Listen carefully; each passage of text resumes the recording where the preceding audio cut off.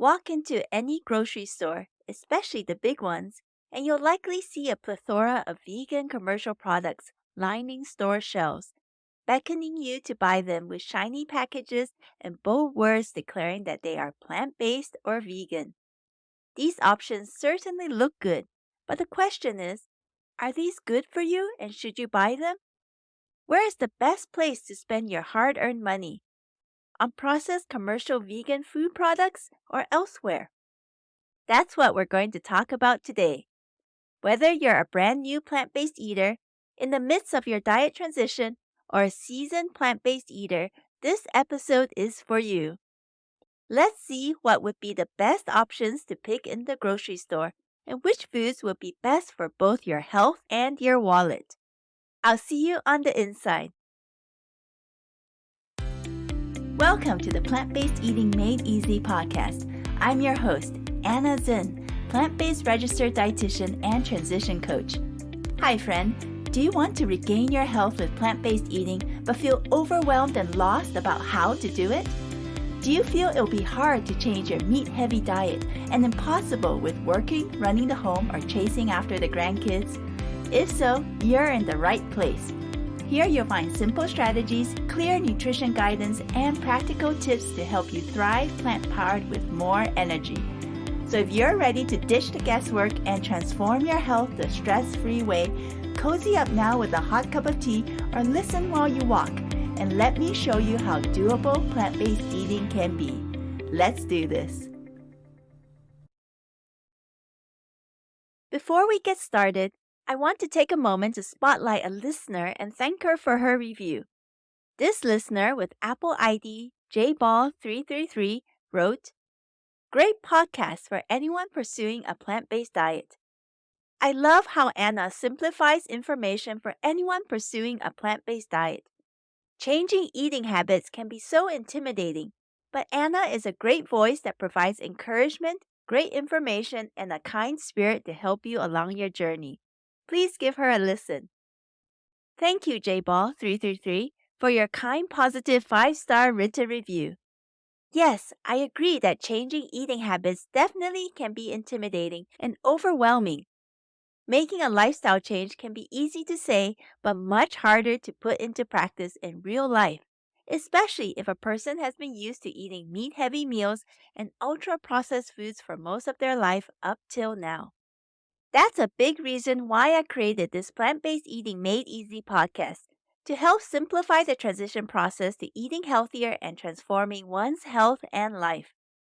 I want to show that eating plant-based can be doable with the right simple strategies, recipes, and clear nutrition guidance to make this change. I hope you'll keep listening, and thank you so much for your support of this podcast. Friend, would you like to support this podcast too? It will help reach more people like JBog333 to support them in their transition to a plant-powered lifestyle. If so, all you need to do is to take a quick moment to leave a rating and written review on Apple Podcasts. If you have an Apple device, find the Apple Podcasts app icon. It's a purple square with white circles. Open it, then search for Plant-Based Eating Made Easy. Then once there, scroll all the way down past the 5-star symbols, then click on Write a Review. Leave a star rating, write your review, and then tap Send. You can also leave a review if you have iTunes downloaded on your PC computer. I would love to know how this podcast is making a difference in your life, health or otherwise. And you may get your review spotlighted on an episode too, like this one. So please take a moment now or at the end of this episode to leave a review. And follow or subscribe to this podcast while you're at it, so you won't miss any new future episodes published.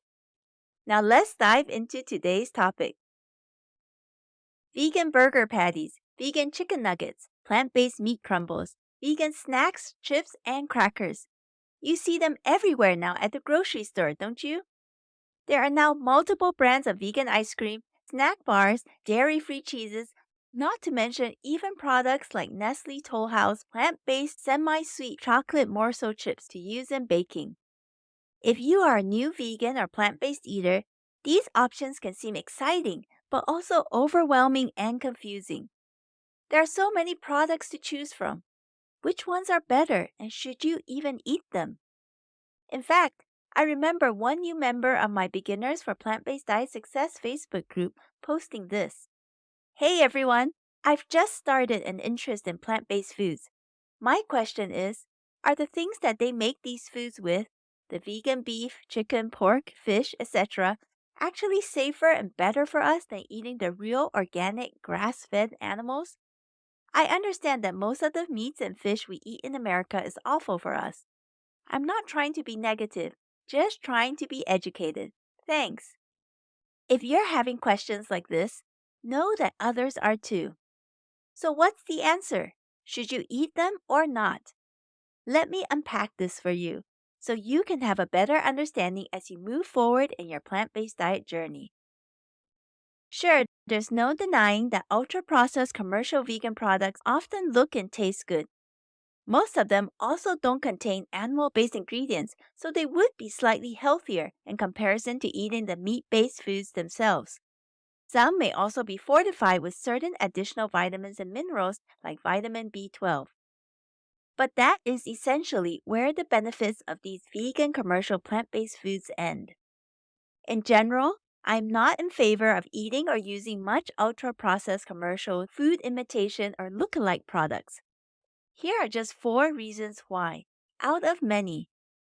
First, eating these foods often fills you up and leaves less room, calorie and appetite-wise, for more nutrient-rich and healthful natural whole plant-based foods like the fruits, vegetables, whole grains, beans, nuts, and seeds. Second, no matter how highly processed these foods are, they cannot compare to the most nutrient-dense foods on this planet, which are natural whole plant-based foods. These contain a multitude of vitamins, minerals, fiber, phytochemicals, and disease-fighting compounds. But when these foods undergo extensive manufacturing to form these ultra-processed commercial products, most of these nutrients are stripped away and lost. Not only that, additional additives are needed to make them more shelf-stable and to mimic the texture and taste of animal-based foods. So, the result? You can end up losing many healthful nutrients from the whole foods themselves, but instead gain unhealthful additives like more salt, partially hydrogenated fats, or coconut oil and palm oil, which are both high in saturated fats, put into the final product, though the product itself looks and tastes good. Third, these food products are often pricey and can burn a hole in your pocket if you rely on them and buy them often, leaving you less in your budget to buy healthful, natural, whole plant-based foods. And fourth, these foods are designed to be hyper-palatable to increase the likelihood that you will want to buy them and eat them often. To do so, the foods often contain a combination of added salts, sugar, and oils. This not only makes your taste buds used to having high sugar, high salt, and high fat content foods, these foods can negatively impact weight loss and contribute to nutrient deficiencies because they end up being high calorie but low nutrient containing food products. Now, am I saying absolutely never eat these ultra processed, highly palatable commercial vegan products? No, I'm not.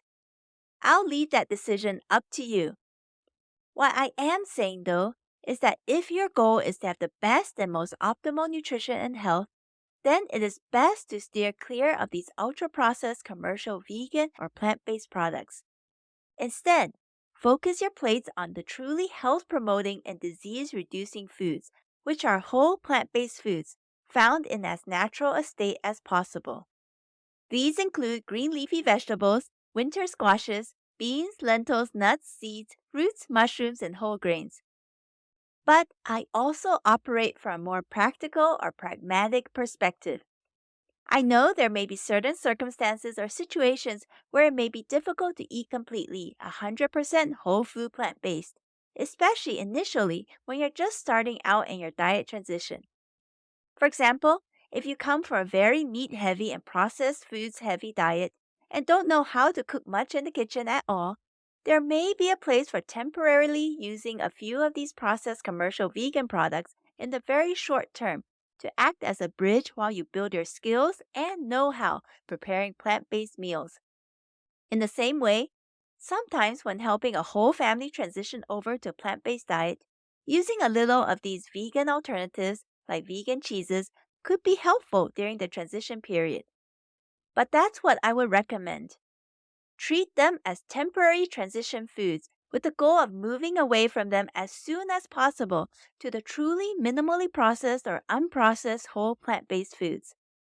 Another situation is when you're out traveling and you've tried but can't find any good natural whole plant-based food options at restaurants and don't have the capacity to make any good plant-based meals in your hotel room.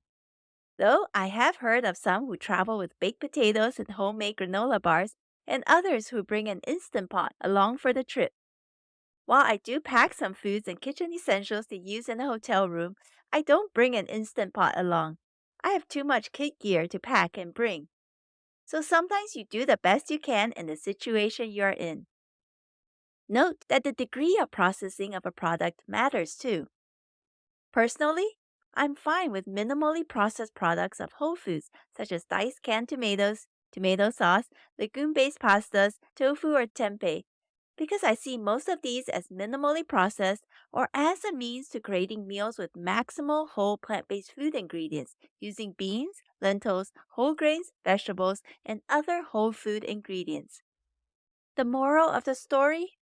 Still try to shop as much as you can around the periphery of the store, where fresh produce, whole grains, dried beans, and frozen whole foods are, and not so much in the middle aisles where many box processed foods are. So today we looked at a key question many new and continuing plant-based eaters face. Should you buy processed commercial plant-based food products? We looked at 4 key reasons why ultra-processed commercial vegan products and meat alternatives are not recommended to eat regularly. If your goal is for the best optimal health and nutrition, and if you want to reap the most health benefits on a plant-based diet, it is really best to focus as much as you can on minimally processed and unprocessed whole plant-based foods. We also touched on certain circumstances where the limited and transient use of processed vegan products may be all right, but the final decision of whether to use them or not is left up to you, depending on your situation, goals, and circumstances. If you are interested in learning more about this topic and becoming a savvy plant-based shopper, then stay tuned for more in future episodes. I plan to delve more into how to choose and pick the best plant-based commercial products if you need to buy them. So keep listening to this podcast. If you enjoyed today's episode and want to learn more about the plant-based world and to build your confidence and knowledge in plant-based diet basics and key ingredients, check out the online Plant Power Life Transformation course. This one-stop 6-module online course teaches you key essential skills, produce stretching and money-saving hacks, practical lifestyle success strategies, and of course, tasty, simple to make whole food plant-based recipes. Through this course, I want to help you enjoy plant-based eating and save money, time, and energy while doing it. Find out more details at plantnourish.com/PPLT course or see the link in the show notes. Thank you for listening to the Plant-Based Eating Made Easy podcast. If this podcast has helped you, please take a moment to rate and leave a written review on the Apple Podcast app or on iTunes. Knowing how this podcast has made a difference in your life never fails to light me up. I may also select your review to be read on the show. Remember that moving to plant-based eating can be simple and doable, even with your existing health challenges and busy lifestyle. If you have a plant-based diet question you'd like me to answer on this show, share that question with me using the contact options in the show notes. Thanks for joining me today, and I can't wait to connect with you again in the next episode. Until next time, keep plant-focused and thriving, my friend.